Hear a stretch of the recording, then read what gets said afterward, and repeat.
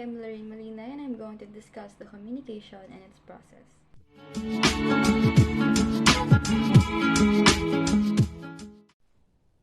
First of all, what is communication? Communication came from the Latin word communicare, which means to share. It's basically an exchange of information of people through a common system.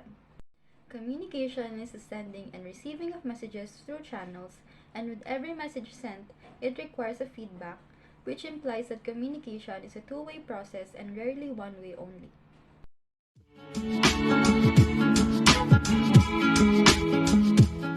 There are 5 types of communication: verbal, non-verbal, listening, written, and visual communication. Verbal communication uses words to communicate. Non-verbal communication communicates without the use of words. Written communication communicates in the form of written language or words.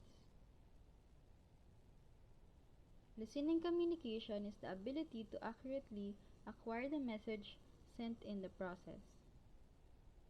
And lastly, visual communication communicates using visual elements or mediums.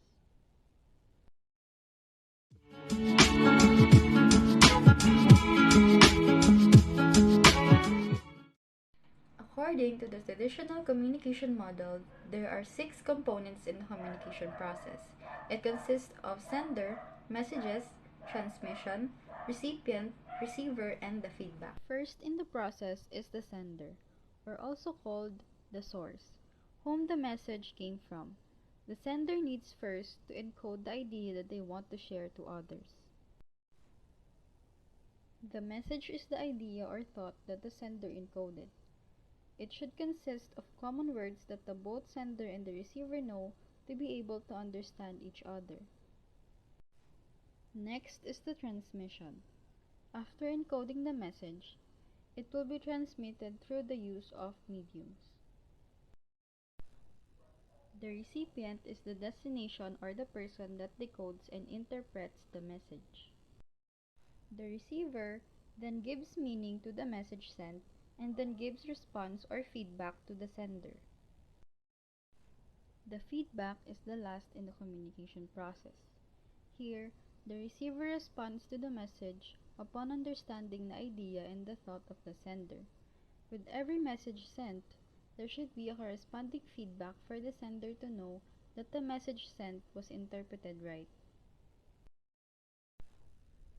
To sum it all up, the communication process requires the sender to encode the message through a medium or channel to be sent to the receiver who decodes the message. Furthermore, the receiver requires to send a feedback to the previous sender to assess the understanding of the message.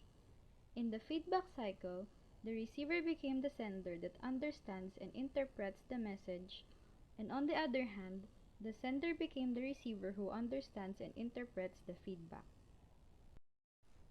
And to end this video, here is a quote about communication by Peter Shepard that said that communication is the solvent of all problems and is the foundation for personal development.